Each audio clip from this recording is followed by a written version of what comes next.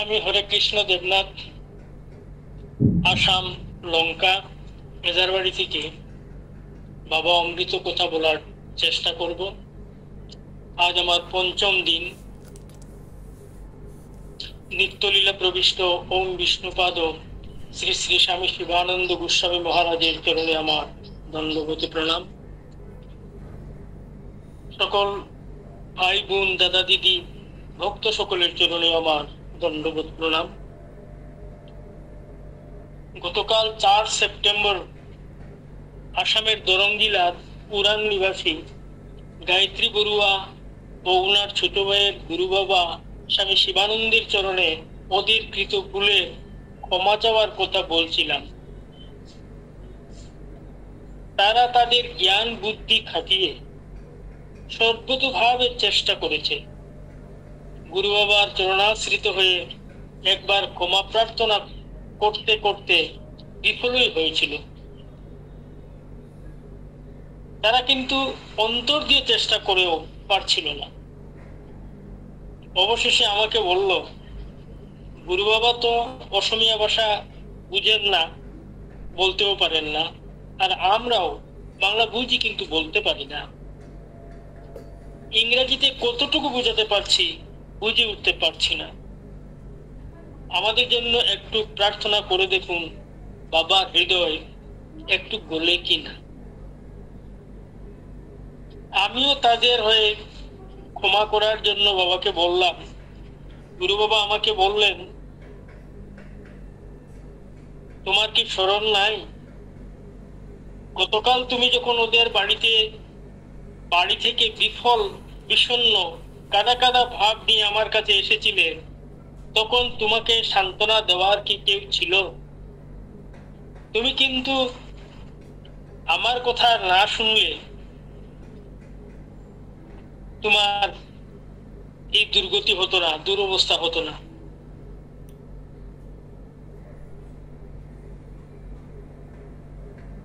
তোমার এই মনোকষ্টের জন্য আমি দায়ী।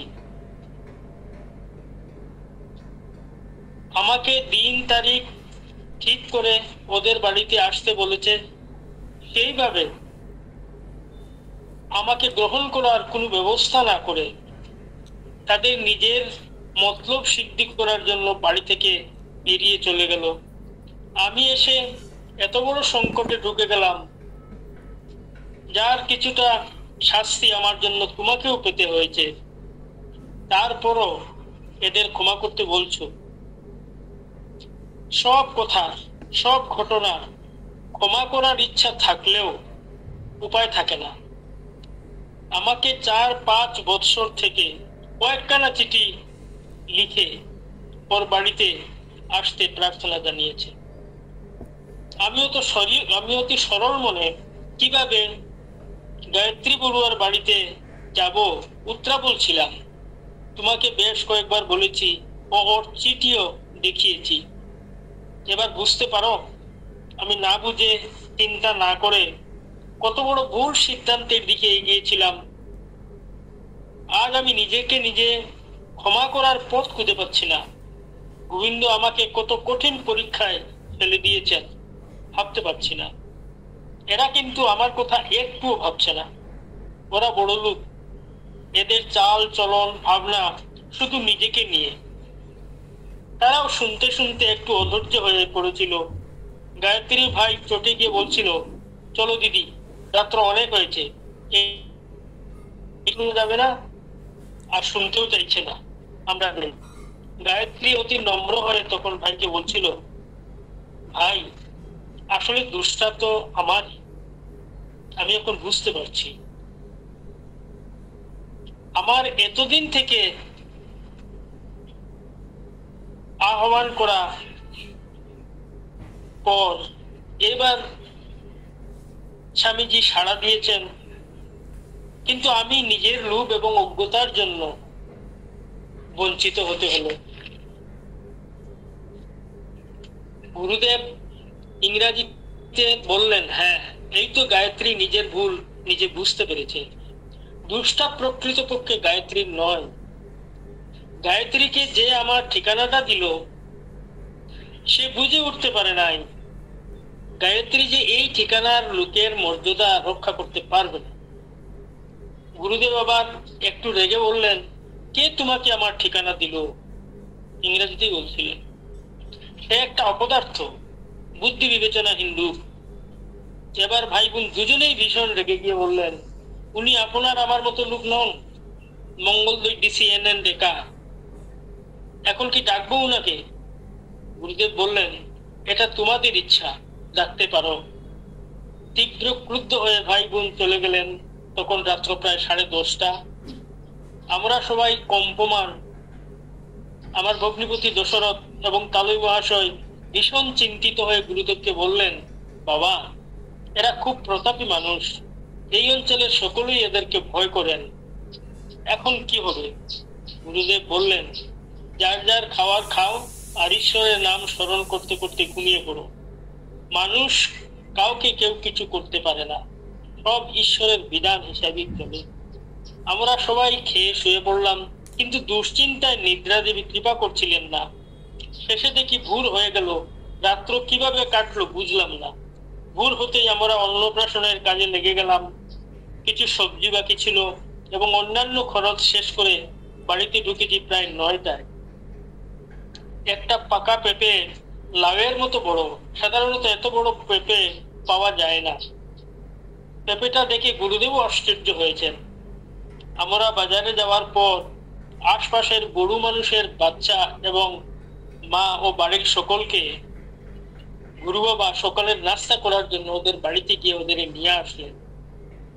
গায়ত্রী রানা রসগোল্লা ও মিক্সচার সবাইকে কলাপাতায় নিজের হাতে পরিবেশন করলেন। ছোট বাচ্চাদের নিজের হাতে রসগোল্লা কেটে কেটে খাওয়ালেন। গ্রামের বড় লোকেরা সাধুকে খুব ভালো পেয়েছিলেন। মেয়ে লোক এবং বাচ্চারা খুবই ভিড় সৃষ্টি করেছিল। এমন সময় 2 গাড়ি আর্মি এসে বাড়ি ঘেরাও করলো।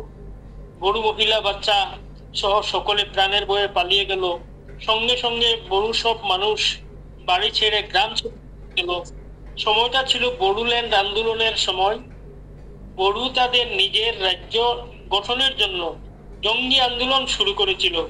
চতুর্দিকে মারামারি, কাটাকাটি, বাস ট্রেনে বোমা ফোটানো ঘটনাই ঘটত। ডিসিএনএন ডেকা সহ গায়ত্রী ওর ভাই এমন সময় বাড়িতে ঢুকলেন। ডিসি গুরুদেবের চরণ ছুঁয়ে ধন্যবাদ প্রণাম করলেন। গায়ত্রী ওর ভাই ডিসিকে গতকালকের কথাগুলো শোনালেন। ডিসি বললেন, তুমি যখন আসতে বলেছ আর আসার সঠিক তারিখ ও সময় তুমি জেনেছ, তখন বিকল্প ব্যবস্থা করে যাওয়া তোমার উচিত ছিল।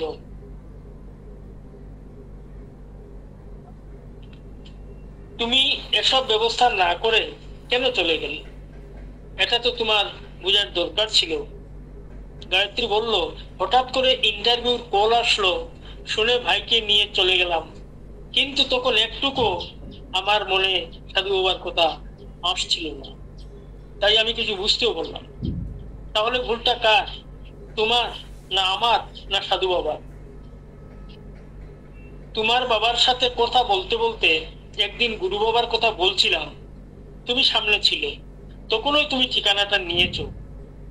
আমিও বুঝতে পারি নাই ঠিকানার এত বড় অপব্যবহার করে আজকের দেশের এই দুঃসময়ে তুমি এই পরিস্থিতির সৃষ্টি করবে। এখন আমি যদি ফৌজ নিয়ে চলে যাই তাহলে কি হবে? আর যেতে তো হবেই। এই পরিস্থিতি সামাল দেওয়া মস্ত বড় সমস্যা হয়ে দাঁড়াবে। এই অঞ্চলটা উগ্রপন্থী সমস্যার জড়িত।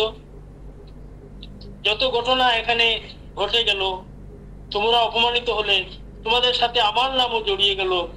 এরপর যদি কোনো হামলা হয়, কি অবস্থার সৃষ্টি হবে চিন্তা করেছ?